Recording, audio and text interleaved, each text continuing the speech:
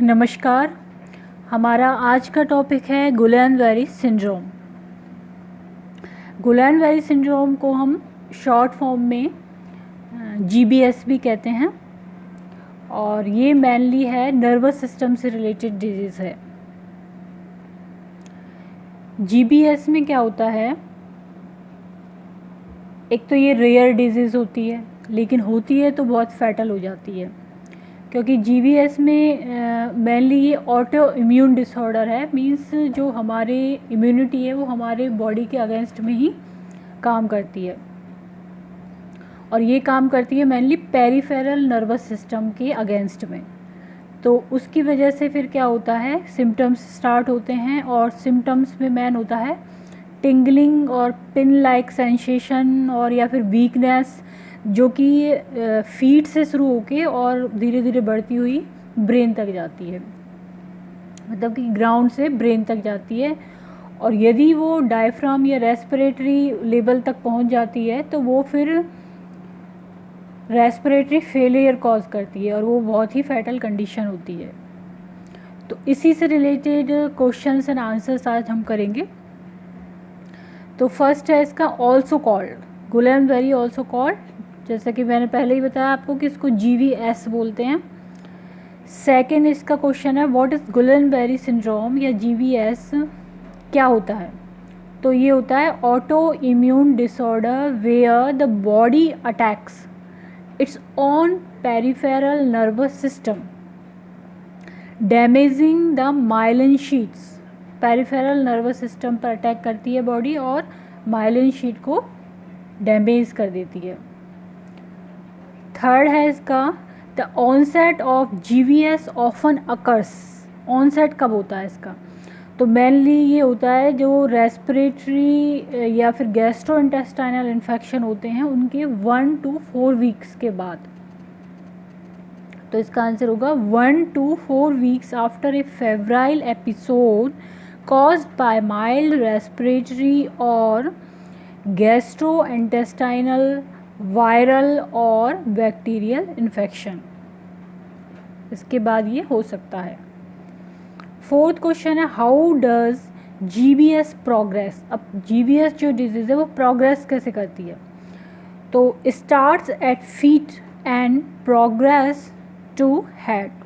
तो फीट से स्टार्ट होते होते धीरे धीरे हेड तक जाती है। इसको हम ऐसे भी बोल सकते हैं कि ये ग्राउंड से और ब्रेन तक जाती है, ground to brain.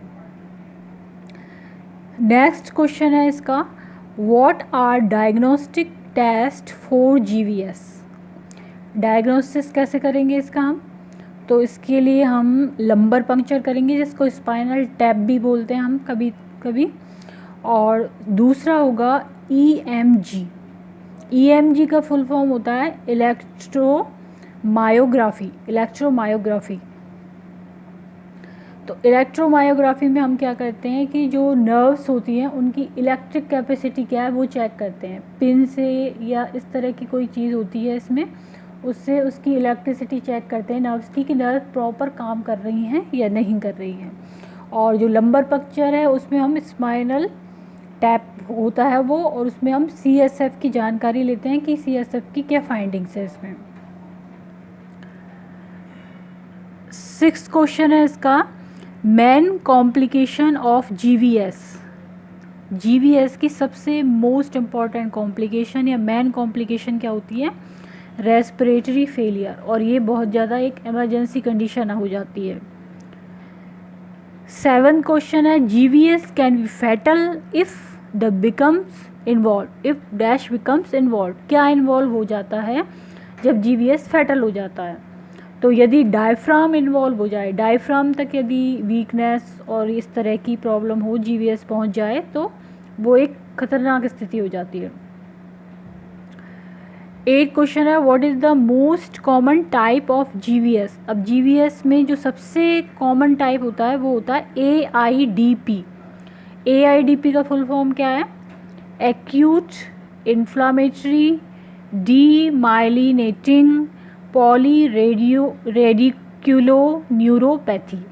Acute inflammatory demyelinating polyradiculoneuropathy. Next आता है इसका what is collaborative care for GVS। अब यदि GVS हो जाता है तो उसमें हम क्या पेशेंट को केयर देते हैं, तो वेंटिलेटरी सपोर्ट, क्योंकि रेस्पिरेटरी पे बहुत ज़्यादा स्थिति ख़राब हो सकती है इसलिए वेंटिलेटरी सपोर्ट देते हैं। Nutritional support to prevent muscle wasting, जैसे कि मसल्स वेस्टिंग नहीं हो इसलिए न्यूट्रिशनल सपोर्ट देते हैं। IV हाई डोज इम्यूनोग्लोबुलिन देते हैं और कॉर्टिकोस्टेरॉइड इफ़ेक्ट, कॉर्टिकोस्टेरॉइड भी देते हैं। और नेक्स्ट और लास्ट है प्लाज्मा फेरेसिस, प्लाज्मा थेरेपी देते हैं इसमें in early phase, plasma pheresis in early phase. इसका 10th क्वेश्चन है और ये लास्ट क्वेश्चन है कि what is the average recovery time. इसका एवरेज रिकवरी टाइम क्या होता है, कब तक ये ठीक हो जाता है, तो ये 6 to 12 मंथ तक ठीक हो जाता है, लेकिन उसके बाद भी इसमें कुछ ना कुछ डिफ़ॉर्मिटी रहती है पेशेंट की, कुछ ना कुछ वीकनेस रहती है। उसके लिए हम फिजियोथेरेपी भी देते हैं पेशेंट को और कुछ कुछ एक्सरसाइज सिखाते हैं जिससे कि उसके ऑर्गन्स थोड़े स्ट्रॉन्ग हो, मसल्स स्ट्रॉन्ग हो, उनकी वीकनेस ख़त्म हो। तो इस तरह से ये गुलेनबेरी सिंड्रोम रेयर सिंड्रोम है, लेकिन एग्ज़ाम में कई क्वेश्चन से रिलेटेड पूछ लिए जाते हैं। तो इसका एक ही वो है कि ये नर्वस सिस्टम की डिजीज़ है, ऑटो इम्यून डिसऑर्डर है, पेरिफेरल नर्वस सिस्टम पे इसका इफ़ेक्ट पड़ता है और ये फीट से स्टार्ट होके हेड तक जाती है और यदि डायफ्राम तक यदि इसमें इन्वॉल्व हो जाता है तो ये बहुत ही फैटल कंडीशन होती है। तो यदि ये वीडियो आपको पसंद आता है तो उसको लाइक करें, सब्सक्राइब करें, कमेंट करें एंड शेयर करें। Thank you.